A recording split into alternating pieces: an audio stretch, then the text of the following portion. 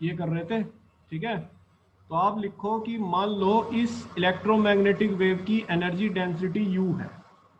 So let U is the energy density होती है एक यूनिट वॉल्यूम में कितनी एनर्जी वो वेव लिए हुए है। तो बेटा ये इक्वेशन ऑफ वेव मोशन है, ये जो इक्वेशन 7 बन रही है इसको इक्वेशन ऑफ वेव मोशन कहते हैं। ये इक्वेशन सभी वेव्स फॉलो करती हैं, चाहे वो डी ब्रोगली वेव हो, चाहे वो इलेक्ट्रोमैग्नेटिक वेव हो, चाहे वो मैकेनिकल वेव हो, ठीक। सारी वेव्स इस इक्वेशन को फॉलो करती हैं।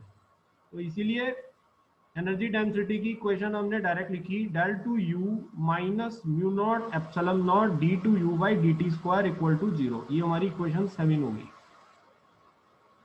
Now it represents equation of electromagnetic wave.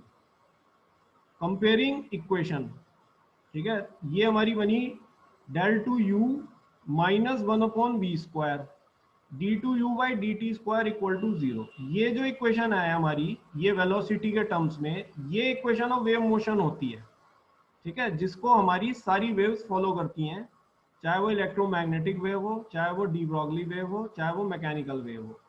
हमें एक्चुअली इस इक्वेशन का सॉल्यूशन क्या होगा, इस u की वैल्यू। इक्वेशन का सॉल्यूशन हमेशा वेरिएबल होता है, ये आप जानते हो। तो ये जो ऊपर वाली इक्वेशन है ये कैसे लिख रहा हूं मैं, ये इसलिए लिख रहा हूं कि इलेक्ट्रिक फील्ड और मैग्नेटिक फील्ड वेव के दो कंपोनेंट हैं।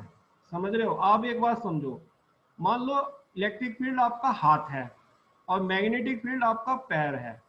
तो अगर आप चल रहे हो तो आपके हाथ और पैर भी तो आपके साथ ही चलते हैं, मान रहे हो बात?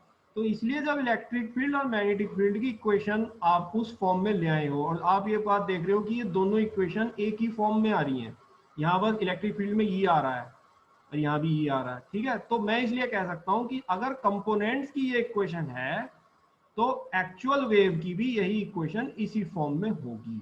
ये बात मैं ऐसे लाया, ठीक है। तो ये एक्चुअल फॉर्म की वेव इक्वेशन में ले आया, del two u minus mu naught epsilon naught d two u by d t square equal to 0। Now ये वाली जो इक्वेशन नीचे लिखी है ये इक्वेशन है जो सारी वेव्स फॉलो करती हैं। तो मैं 7 और 8 इक्वेशन को कंपेयर कर रहा हूं फिर।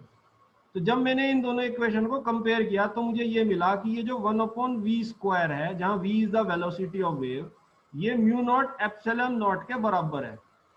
तो ये मैंने यहाँ राइट हैंड साइड में लिखा, comparing equation 5, 6 and 8, we get that 1/v² is mu naught epsilon naught.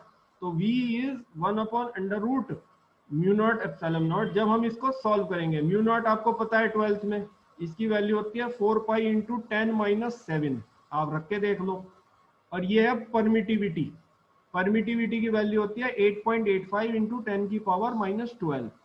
तो जब आप इसे सॉल्व करोगे तो आपको मिलेगा 2.99 इंटू 10⁸ मीटर पर सेकेंड, जो कि 3 इंटू 10⁸ मीटर पर सेकेंड है। इस प्रकार आपने प्रूव किया कि एम वेव की गति 3 इंटू 10⁸ मीटर पर सेकेंड होती है। तो ये आएगी इक्वेशन और मैग्नेटिक फील्ड और इलेक्ट्रिक फील्ड की इक्वेशन के बाद, ये आगे का स्टेप है। तो अगर यूनिवर्सिटी देखो दो तरह से पूछती है इस क्वेश्चन को, एक तो ये पूछती है कि ये सिद्ध करो कि ईएम वेव जो है प्रकाश की गति से चलती है, तो आप ये पूरा मेथड पूरे 4 पेज इस तरह यहां तक लिख के आओगे। और अगर वो ये पूछती है कि इलेक्ट्रिक फील्ड और मैग्नेटिक फील्ड की इक्वेशन निकालो ईएम वेव की, तो बेटा फिर ये नीचे वाला स्टेप आप यहां से छोड़ देना, केवल यहां तक अपना आंसर दे सकते हो कि ये जो है मैग्नेटिक फील्ड की इक्वेशन है, ये वाला पोर्शन देने की जरूरत नहीं है, ठीक है। ये एक्स्ट्रा पोर्शन आपको तब देना है जब वो ये भी प्रूव कराए कि वेलोसिटी ऑफ लाइट के इक्वल चलती है ईएम वेव, ये प्रूव करना है। तो इस बात को आपको ध्यान रखना। इसमें कोई क्वेश्चन पूछना हो तो पूछो, नहीं तो फिर अगले क्वेश्चन पे चलते हैं।